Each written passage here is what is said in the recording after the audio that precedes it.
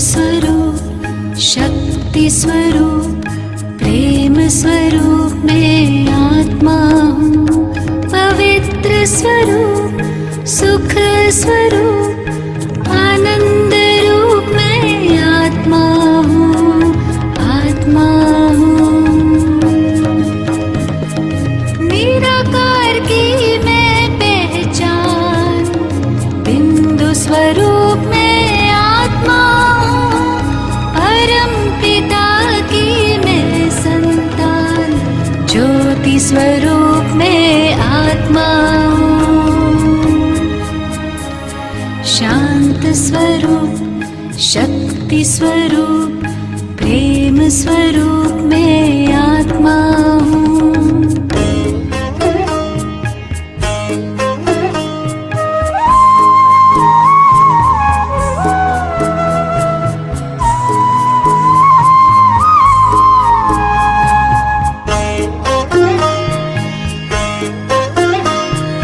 दीप में जैसे ज्योति है, सीप में जैसे मोती है, अंबर में जैसे तारे, फूलों में खुशबू होती है। भ्रिकुटी बीच में विराजमान, रूप अनूप में आत्मा हूँ। परम पिता की मैं संतान, ज्योति स्वरूप में आत्मा हूँ। शांत स्वरूप, शक्ति स्वरूप, प्रेम स्वरूप मैं आत्मा हूँ।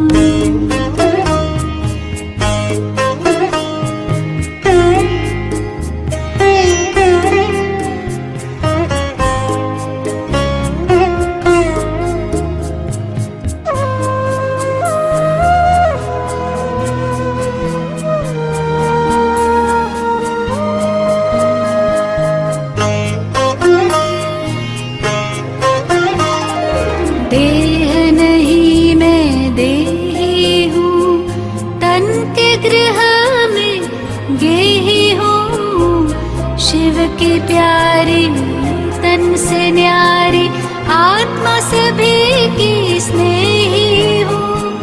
दिव्य गुणों की मैं हूँ खान, दिव्य स्वरूप में आत्मा हूँ। परम पिता की मैं संतान, ज्योति स्वरूप में आत्मा हूँ। शांत स्वरूप, शक्ति स्वरूप, प्रेम स्वरूप में आत्मा हूँ।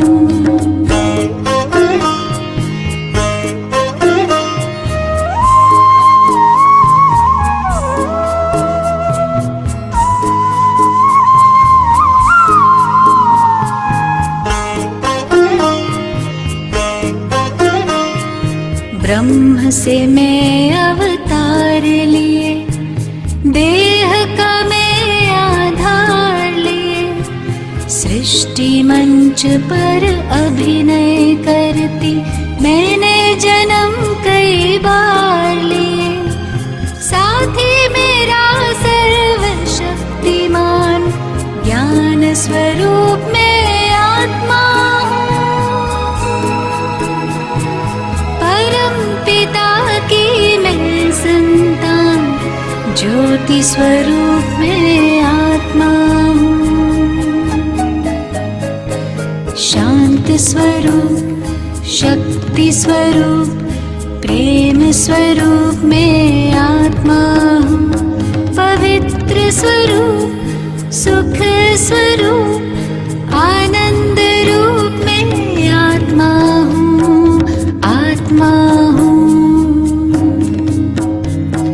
शांत स्वरूप, शक्ति स्वरूप, प्रेम स्वरूप में आत्मा हूँ। हे गुरु एक ओंकार सतगुरु प्रसाद। कल पाण समझो से आत्मा कीअं सिमरण करे। हाणे कल आत्मा जी पहचान मिली, जेसी ताईं भगवान जी एड्रेस न हूंदी त कीअं उन खे यादि करे सघंदासीं, उन जो स्वरूप छा आहे। जीअं पोस्टमैन खे चिठी हुजे पर एड्रेस लिखियल न हुजे, ख़ाली हुजे, एड्रेस लिखियल ई न हूंदी त उहो वीचारो चिठी काथे ॾेई ईंदो, मोटी ईंदी न ॿाहिरां। त ईअं ई पाण सभु बि सिमरण कयूं पिया, लेकिन कोई मुंहं सां चए पियो वाहेगुरु वाहेगुरु, कोई राम राम चए पियो, कोई कुझु चए पियो, पर राम जो स्वरूप छा आहे, वाहेगुरु केरु आहे, सचो सतगुरु केरु आहे, सचे पीउ कंहिंखे चऊं। त जीअं असांजी शक्ल असांजे ॿारनि सां मिले थी, असांजी शक्ल असांजे माउ पीउ सां मिले थी, तीअं ई जानवरनि जा ॾिसो ॿार जानवर ई पैदा थियनि था, ॿिलीअ जो ॿार ॿिली, कुते जो ॿार कुतो। वण जा बि ॾिसो, खोखड़ी पोखियूं था अंब जी त अंब जो ई वण निकिरे थो, इमलीअ जी पोखियूं था त इमलीअ जो वण निकिरे थो। ईअं ई आत्मा जेका आहे निराकार, कल्ह परिचय सम्झोसीं, सुईअ जी चूंब जीअं आत्मा जो स्वरूप आहे, हिकदमि सूक्ष्म आहे ऐं हेॾे वॾे शरीर खे हलाए थी। जंहिं महिल आत्मा निकिरी थी वञे त 4 ॼणा बि शरीर खे नथा खणी सघनि। सोचो आत्मा केॾी ताक़त वारी आहे, छोकी उहा परमात्मा जी संतान आहे। अॼु पाण मोबाइल बि चार्ज करे निकिरूं था न घरों की काथे धोखो न थिए, छो उहा चाहे निर्जीव आहे, उन खे बि पाण चार्ज कयूं था, शरीर खे बि सॼो ॾींहुं चार्ज कयूं था, रोटियूं खारायूं था, फल खारायूं था, चांहियूं पीआयूं था, स्नैक्स खारायूं था, पर आत्मा खे पाण कलाक बि नथा चार्जिंग ते लॻायूं, जेका सॼो ॾींहुं शरीर खे हलाए थी पई। त जेसी ताईं परमात्मा पिता जो परिचय न सम्झंदासीं त भॻवान सां कनेक्शन बि कीअं जुड़ंदो। त अॼु पाण सम्झंदासीं भॻवानु आहे केरु। हिकु त भॻवानु मतिलबु भूमि, गगन, वायु ऐं आ जी मात्रा आहे, उहा आहे अग्नि, ऐं न माने नीर, जेको 5 तत्वनि खे कंट्रोल करे वेठो आहे, उहो भॻवानु चवराइजंदो। त जीअं आत्मा खे कोई पंहिंजी जात में रूह चईंदो आहे, कोई सोल चईंदो आहे, कोई चेतन चईंदो आहे, कोई स्पिरिट चईंदो आहे, कोई आत्मा चईंदो आहे, ईअं परमात्मा जा बि नाला आहिनि। अनंदपुरी दरबार, आनंद ॾियण वारो, सतनाम साखी, जंहिंजो नालो सत्य आहे उहो साक्षी थी करे ॾिसे थो, राधा स्वामी, आत्मा रूपी राधा जो स्वामी परम पिता परमात्मा। त ईअं उन जा नाला बि अलॻि अलॻि माण्हुनि ने अलॻि अलॻि रखी छॾियऊं, लेकिन आहे त उहो हिकु न परमात्मा बि। जीअं हिकिड़ो भाई हुयो, पेपर पढ़ंदो हुयो रोज़ सुबुह जो, त कार्टून ॾिठई पेपर में, उन में लिखियल हुयो, न्यूज़पेपर में कार्टून ठहियल हुयो, पहिरें कालम में लिखियल हुयो कि नेचर इज़ गॉड, भगवान भाई प्रकृति ही परमेश्वर आहे। अञा उन ॻाल्हि जो पूरो लिखियो ई हुयो, वरी ॿिए पासे ॿियो कालम लिखियल हुयो, आत्मा सो परमात्मा, आत्मा ही परमात्मा जो अंश आहे। हिन संसार में आया आहियूं, अंत में वञी परमात्मा में विलीन थी वेंदासीं, इहो लिखियल हुयो ॿिए कालम में।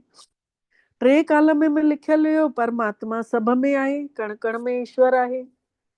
हिते कोई अहिड़ी जॻह ई कान्हे जाते ईश्वर न हुजे, जाॾे नज़र घुमायूं उन ईश्वर जो ई रूप आहे, मतिलबु सभिनी जॻहियुनि ते परमात्मा वेठल आहे। इहो 3 कालम में लिखियल हुयो।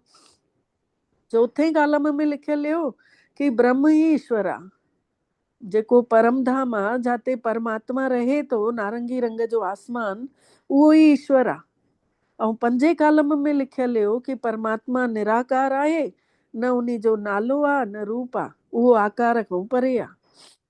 6 कालम में लिखियल हुयो साकार रूप में परमात्मा आहे, ऐं जॾहिं जॾहिं संसार में अधर्म फैले थो, तंहिं महिल परमात्मा अची कोई न कोई साकार रूप धारण करे थो, त उहो परमात्मा जो अवतार आहे। इहे अलॻि अलॻि 6-7 कालम लिखियल हुया, त पोइ आख़िरी उन में लिखियल हुयो कालम में हेॾियूं लाइनियूं कि हेठि जेको लिखियल आहे भॻवानु ॼण त कोई शइ ई कान्हे, अगरि आहे त ॾेखारे छॾियो।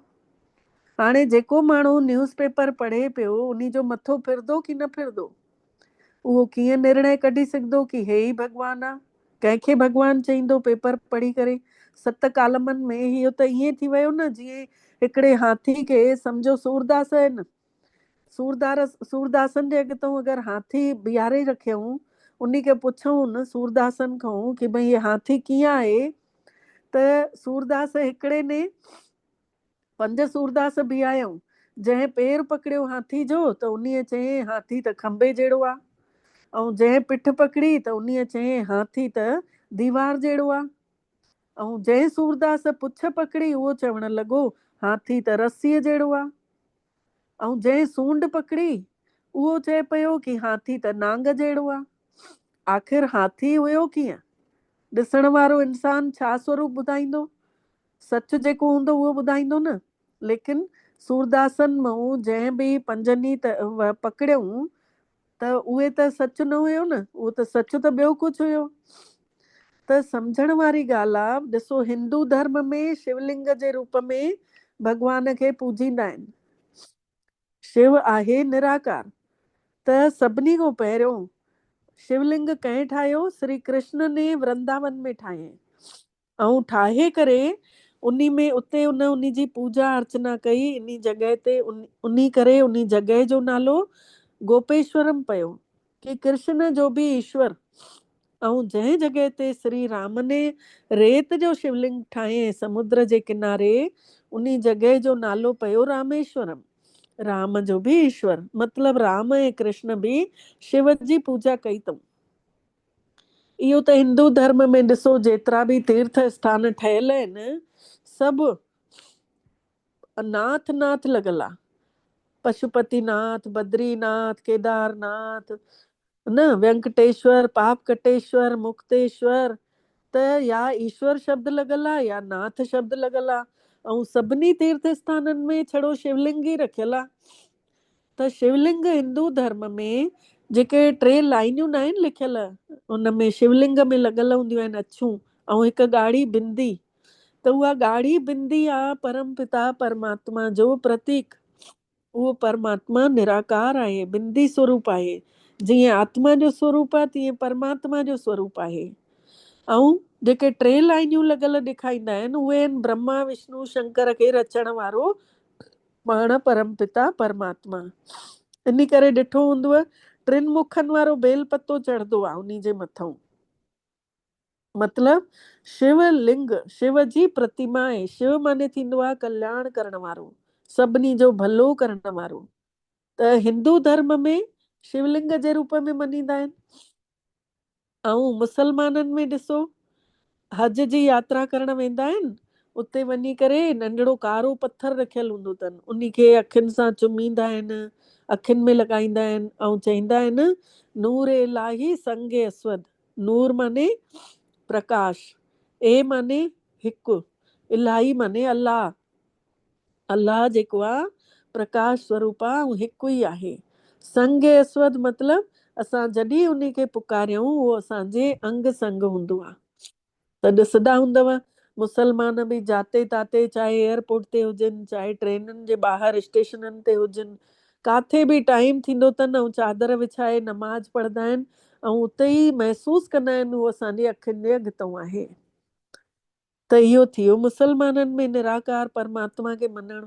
अची वञूं पाण सिख संप्रदाय में, गुरु नानक ने आंगुर मथे करे इशारो कयो है कि एक ओंकार निराकार, कि भई उहो हिकु ई आहे, निराकार आहे। ऐं उन जे लाइ ई सुखमनी जे पाठ में बि लिखियल आहे कि रूप न रेख न रंग किछु, ते गुण ते प्रभु भिन्न। उन जो न कोई रूप आहे, न रेखा आहे, न रंग आहे, उन्हनि सभिनी खां उहो अलॻि आहे परमात्मा। तिसई बुझाए नानका जिसो वे सुप्रसन्न। उहो उन खे ई तृप्त करे थो जंहिंजे मथां उहो ख़ुशि थो थिए पियो। भॻवान लाइ लिखियल आहे न। लेकिन पाण छा कंदा आहियूं, सुखमनी जो पाठ कलाक में पढ़ी पूरो करिणो आहे, आनंद साहिब बि करिणो आहे, अरदास बि ॻाइणी आहे, झट झट झट झट बसि कलाक पूरो थियो थी वञे, बसि घर वञण जी जल्दी। अरे भले हिकु अष्टपदी पढ़ूं न, पर ॾाढे प्यार सां पढ़ूं, ॾाढो सम्झी सम्झी करे पढ़ूं, तॾहिं त उन खे बि वणंदासीं न। अगरि असांजा ई ॿार असां सां ईअं करनि कि जल्दी कर बसि, अची करे झट झट झट झट पेरे पई हली वञनि, कुझु ॿुधनि ई कान, बसि चईंदा टाइम कोन्हे त वणंदा न वणंदा न, लॻंदो न जेको कम ई नथो अचे, छड़ो पेरे पई हली था वञनि। त असांखे बि भॻवान खे जेका चीज पाण सम्झूं था, परमात्मा खे सुखमनी जी वाणी सभिनी अर्थ सम्झो अथव हाणे, ऐं सभिनी सम्झी करे हाणे अॻिते वधिया आहियूं। त भॻवान जेको आहे निराकार आहे, गुरु नानक ने बि चई, ऐं उन जी वाणी गुरु ग्रंथ साहिब जी शुरूआत कीअं थींदी आहे, एक ओमकार सतनाम, जंहिंजो नालो सचो आहे, करता पुरख, उहो करण वारो उहो पुरुष परमात्मा आहे। निर्भव, कंहिंजो जंहिंखे भव कोन्हे, निर्वैर, जंहिंजो कंहिंसां वैर कोन्हे, अजोनी, जेको जनम मरण में नथो अचे, सहभव मतलब मिलंदो आहे अची, गुरु प्रसाद, गुरु जो प्रसाद ठही मिलंदो आहे, जंहिंजे मथां ख़ुशि थींदो आहे उहो निराकार परमात्मा। त सिख संप्रदाय में बि उन हिक जे लाइ ई चयो वियो। ऐं अॼु बि ॾिसो, कोई बि गुरुद्वारनि में मूर्तियूं काथे हूंदियूं आहिनि, छड़ो हिकु परमात्मा निराकार खे ई मञींदा आहिनि। अची वञूं पाण क्रिश्चियन धर्म में, क्रिश्चियन धर्म में बि ॾिसो त जंहिंमहिल चर्च वेंदा आहिनि माण्हू, त फादर छा चईंदो आहे कि भई न, पहिरियों असांखे मोमबत्ती ॿारण ॾियो, उन खां पोइ तव्हां प्रार्थना कजो। पोइ जंहिंमहिल कैंडल ॿारे वठंदा आहिनि, पोइ चईंदा आहिनि हाणे तव्हां प्रेयर कयो। मतलब परमात्मा जे लाइ जीसस क्राइस्ट ने चए कि भई गॉड इज लाइट, भगवान प्रकाश आहे। त प्रकाश स्वरूप उन्हीं जो जंहिंमहिल जीसस क्राइस्ट ने चए, तॾहिं खां वठी कैंडल ॿारण लॻा। ऐं अॼु पंहिंजे हिंदू धर्म में बि ॾिसो, आरती कंदा आहियूं त पहिरियों त ॾीओ ॿारदा आहियूं, ॾीओ ॿारे उन खां पोइ ई पाण आरती कंदा आहियूं। ओम जय जगत ईश्वरे, हे जगत जा ईश्वर, असां तुंहिंजी जय जयकार था कयूं। ऐं मोमबत्ती जी लौ ॾिसो, चाहे ॾीए जी लौ ॾिसो, गैस जी लौ ॾिसो, सभु मथे ई इशारो कंदी आहे। लौ जॾहिं बि ॿारियो, माचिस जी तीली ॿारियो त लौ मथे ई वेंदी आहे। मतलब परमात्मा आहे ज्योति सागर, अखंड ज्योता, हमेशह ॾींदो थो रहे ॿारनि खे, आत्माउनि खे। त जीअं ई पाण ॿारींदासीं तीअं ई मथे लौ भॼंदी आहे कि मूंखे होॾे मिलणो आहे कुझु। ऐं पाणी हमेशह उछालियो त हेठि ई किरे थो पियो, छोकी उन जो सोर्स ऑफ इनकम हेठि आहे, समुद्र हेठि आहे। मतलब परम पिता परमात्मा खे जापान में बि ॾिसो, इहो हिन में क्रिश्चियन धर्म में थियो, लेकिन जीसस क्राइस्ट खे जंहिंमहिल सूली ते चढ़ाइनिसि पिया, खीला ठोकनिसि पिया, तंहिं महिल उन जा आख़िरी शब्द छा हुया, हे प्रभु इन्हें क्षमा करना क्योंकि ये नहीं जानते ये क्या कर रहे हैं। ये उन्हीं जा आख़िरी शब्द हुया न। मतलब जीसस क्राइस्ट ने भी आख़िरीअ में उन भगवान खे पुकारियो अथई, परमात्मा खे पुकारियो अथई। ऐं माण्हू छा चवण लॻा, प्रभु यीशु प्रभु यीशु। ॾिसो केतिरो भ्रम थी वियो। सॼे संसार में हिकु निराकार परमात्मा खे न मञे, केॾनि देहधारियुनि खे पकड़ण लॻा। पोइ इन करे त संसार में सभु माण्हू दुखी थींदा विया।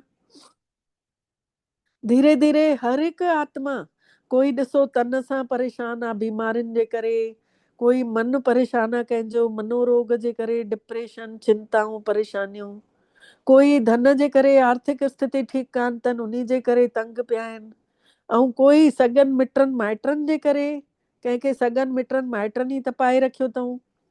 त तन मन धन जन, 4 तरीक़नि सां संसार सॼो दुखी पियो आहे। गुरु ग्रंथ साहिब में लिखियल आहे, नानक दुखिया सब संसार, तिन सुखिया जिन नाम आधार। छड़ो उहे ई सुखी आहिनि जिन नाम जो नालो आधार सम्झी उन खे ई सिमरण कनि था, उन खे ई यादि कनि था। त जापान में बि ॾिसो 3 फीट दूरी ते ॻाढ़े रंग जो शिवलिंग जेतिरो पत्थर रखंदा आहिनि ऐं उन जे मथां ध्यानु केंद्रित कंदा आहिनि। राजा विक्रमादित्य ने भी पंहिंजे ही आंगन में हीरे जो शिवलिंग लॻाए करे उन जी पूजा अर्चना कई है। पंहिंजे हिंदू धर्म में त सभु ॼणा कंदा ई आहिनि शिवलिंग जी पूजा, जल चढ़ाईंदा आहिनि, खीर चढ़ाईंदा आहिनि, ॾही चढ़ाईंदा आहिनि। इन ते अॼु मेडिटेशन कंदासीं पाण। ऐं धीरे धीरे इन खे ई सम्झंदासीं, शिव निराकार परमात्मा खे। त इहो थी वियो परमात्मा खे मञणु। हिंदू मुस्लिम सिख ईसाई आपस में भाई भाई कहिड़े नाते थियासीं? आत्मा जे नाते सभु आत्माऊं ॿाहिरि ॿाहिरि आहियूं। त परमात्मा असां सभिनि आत्माउनि जो पिता हिकिड़ो ई थियो। उन्ही परम पिता परमात्मा खे पाण हिन महिल यादि कंदासीं ऐं उन्ही खे अनुभव कंदासीं। हाणे अॼु पाण शिव मंदिर त सभु ॼणा विया ई हूंदव।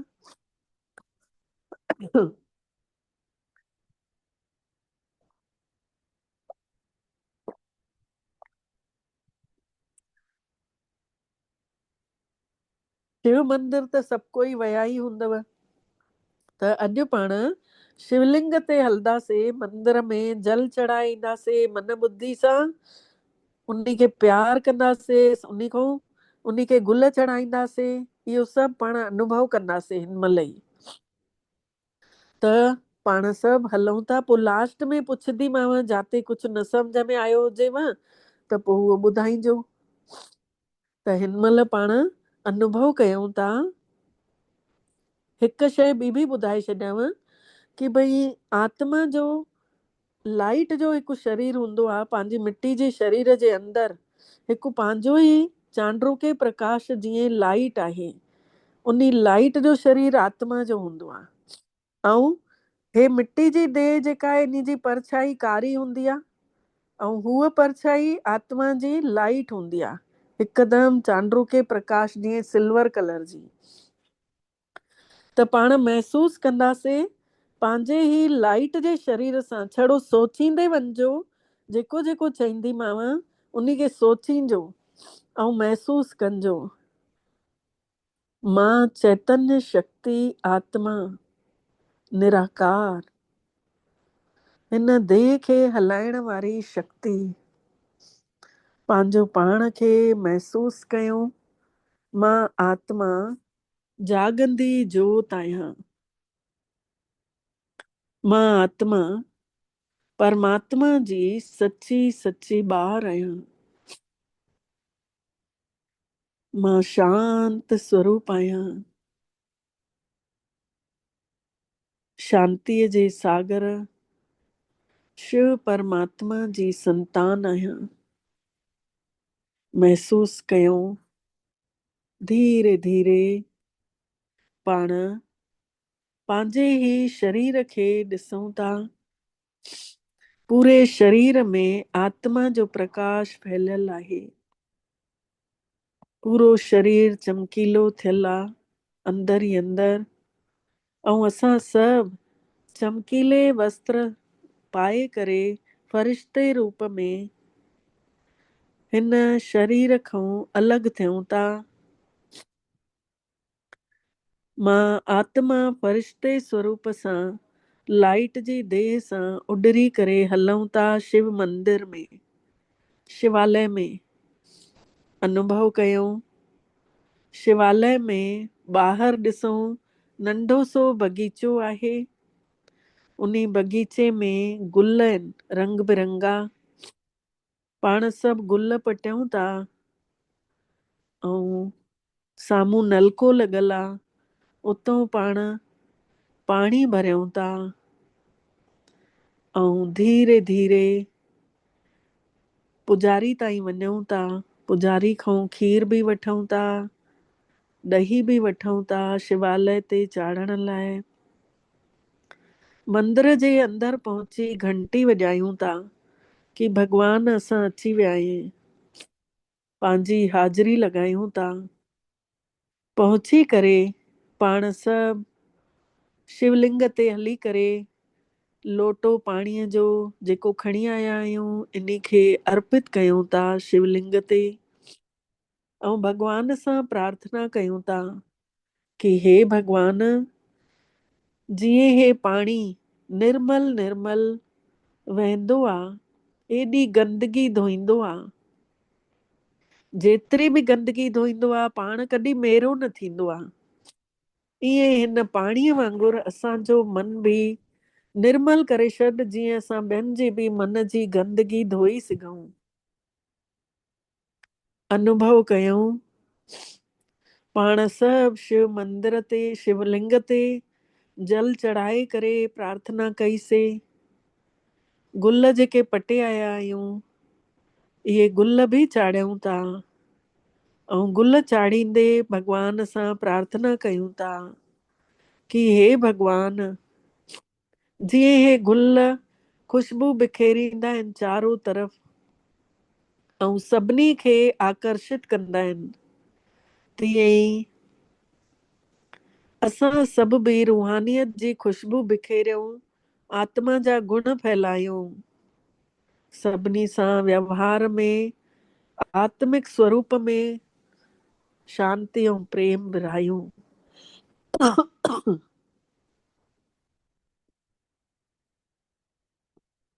महसूस कयूं था कि मां आत्मा उते प्रार्थना करे वरी खीर चढ़ायोसीं शिवलिंग ते, वरी प्रार्थना कईसीं कि हे शिव परमात्मा, जीअं हे खीर जहिड़ी पवित्र शइ काई थींदी ई कान्हे, तीअं ई असां बि हिन खीर जीअं पवित्र थी वञूं मन वचन कर्म सां, मन में कंहिंजे लाइ बि काई बि गंदगी न हुजे। महसूस कयूं था धीरे धीरे पाण सभिनी ॾही बि चढ़ाईसीं, ॾही चाढ़ींदे चाढ़ींदे वरी प्रार्थना कयूं था कि हे परमात्मा, ॾहीअ जो तासीर थधो थींदो आहे, तीअं असांजो मन बि हिकदमि थधो थार थी वञे, शीतल थी वञूं, अंदरों हिकदमि शीतल, कॾहिं गुस्सो न कयूं, कॾहिं क्रोध न कयूं, असां तव्हां वटि सभु कुझु अर्पित करे वञूं था। काम क्रोध लोभ मोह विनस जाए अहमेव, नानक प्रभु शरणागति कर प्रसाद गुरुदेव। हाणे तुंहिंजे शरणागत आया आहियूं, सभु विकार तोखे अर्पित था कयूं, असांजा सभु मन थधो शीतल करे छॾ। अनुभव कयूं धीरे धीरे सभु चाढ़े खीर ॾही पाणी जल ऐं गुल फुल चाढ़े करे पाण मथो टेकियूं था। मथो टेके करे जीअं उथूं था तीअं महसूस थो थिए कि शिवलिंग मां ॻाढ़ी बिंदीअ मां लाइट निकिरण लॻी, ॻाढ़े रंग जो प्रकाश धीरे धीरे असां सभिनि जे निरण ते पवण लॻो। महसूस कयूं परमात्मा आशीर्वाद ॾियनि था, भगवान असां सां राज़ी थी वियो आहे, परमात्मा जी रहमत वरसे थी, असीम कृपा तो वरसाए। महसूस कयूं भगवान जी हिकु हिकु ॻाढ़ी किरण असां सभिनि जे निरण ते समाइजंदी थी वञे, परमात्मा जी छत्र छाया ठही असां ॿारनि खे अची किरणनि सां भरपूर करनि था, पंहिंजी किरणनि जी छांव में रखनि था, ऐं असां सभु ॿार जीअं ई अखियूं खोलियूं था मथो टेके ॾिसूं था त मथे जे मथां परमात्मा जी किरणनि जो छत्र अची वियो आहे। इन्हीअ छत्र जे हेठां असां सभु फरिश्ता हर हिक खे हिकु हिकु छत्र महसूस कयूं था, जीअं छातो हूंदो आहे तीअं छाते जे हेठां बारिश न पवंदी आहे, परमात्मा जी किरणनि जी छांव में असां सभु हलूं था। असांखे हाणे कोई चिंता काई परेशानी कोई बि दुख आॾे न ईंदो, भगवान पाण असांजो रक्षक ठही वेठो आहे। महसूस कयूं धीरे धीरे पाण सभु फरिश्ता अचूं था, उतां मंदिर मां ॿाहिरि निकिरूं था ऐं धीरे धीरे पहुची था वञूं, अची पंहिंजे पंहिंजे मिटीअ जे पुतले में अची समाइजी था वञूं, पंजनि तत्वनि जे शरीर में अची पाण सभु आत्माऊं वेही था रहूं। वेहंदे सां ई महसूस कयूं उहा भॻवान जी छांव असां सां गॾु आहे। उहा छत्र छाया परमात्मा जी असांजे मथे जे मथां आहे। भॻवान पाण असांखे रक्षा करे थो, सिंगारे थो। महसूस कयूं असां परमात्मा जा सच्चा ॿार, सच्चो प्यार वठी आया आहियूं। सच्चे प्यार में पाण सभु भिॼंदे था वञूं। आत्मा जी मैल धीरे धीरे निकिरंदी थी वञे। इहो पाण खे अॼु सॼो ॾींहुं महसूस कंदे रहणो आहे कि मां भॻवान जी छत्र छाया जे हेठों आहियां। इहो महसूस कंदे परमात्मा खे शुक्राना चऊं था। भॻवान तव्हांजा लख लख शुक्राना जे तव्हां असांखे अॼु अहिड़ो अहसासु करायव, असां सभिनी जो भाग्य चमकायव। ओम शांति, ओम शांति, ओम शांति। तव्हां सभिनि जो बि ॾाढो ॾाढो शुक्राना। सभिनी खे ओम शांति।